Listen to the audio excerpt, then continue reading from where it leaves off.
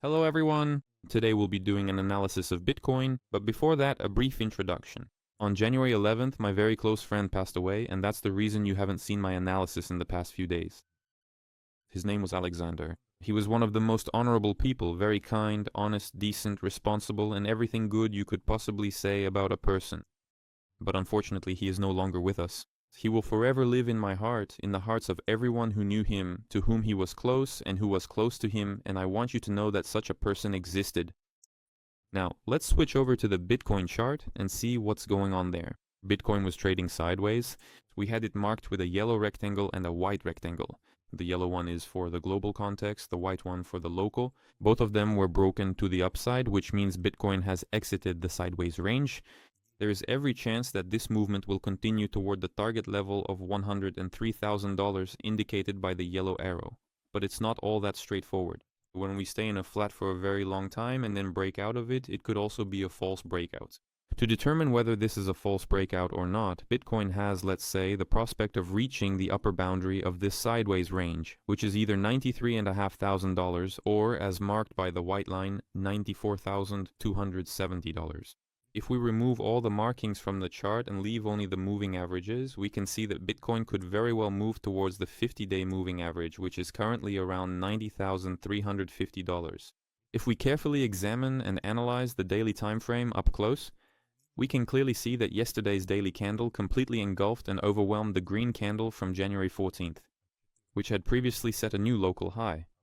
This means, by all formal technical indicators, that on the daily candles, the price of Bitcoin has officially turned downward, and we are now facing a clear short-selling situation for the market.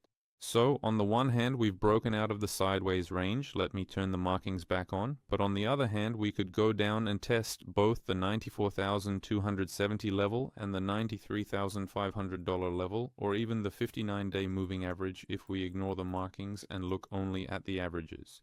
Now let's see what we have on the monthly and weekly candles. On the monthly candles, we see an engulfing pattern at the moment. I emphasize there is still a lot of time left until the end of the month. An engulfing of the December red candle. But strictly speaking, this can't be called a reversal. Why? Because the November candle set a new low while the December one did not. That candle was essentially a sideways or flat candle. In order to talk about a Bitcoin reversal to the upside on the monthly time frame, we need to engulf the November candle. That means a close above $110,000. Now let's look at the weekly candles. The situation is different on the weekly candles. We can see that Bitcoin has been testing the 100-week moving average for many weeks. I mentioned that technically it has grounds to move towards the 50-week moving average. That's $101,500. At the same time, the current week risks engulfing this large red candle from November 17th. If that happens, then formally and technically Bitcoin will reverse to the upside on the weekly time frame. And here we have a bit of a contradiction. The monthly candles globally indicate a decline. The daily candles have shown us a bearish engulfing, while the weekly ones might show a bullish one. In such a situation, it's best not to make any trading or investment decisions at all. What would I do right now? If the current week concludes its trading session with a decisive bullish engulfing of this substantial red or orange weekly candlestick formation, then I will personally draw the conclusion for myself that we are very likely to see the price of Bitcoin reaching into the area of $101,500. But until we see the same kind of engulfing on the daily candles and the consolidation above the 100-day moving average, I wouldn't consider any long positions or any purchases, because it's very likely that we'll go into this area, $90,500. Maybe this won't happen, but here and now, in my opinion, buying is quite risky. Nevertheless, the technical picture still favors growth towards the $100,000 area. And globally, looking at the monthly candles, there is a very high probability that whether we rise to 100,000 or not, we will update the November low below $80,600. The next review will be on the S&P 500 index.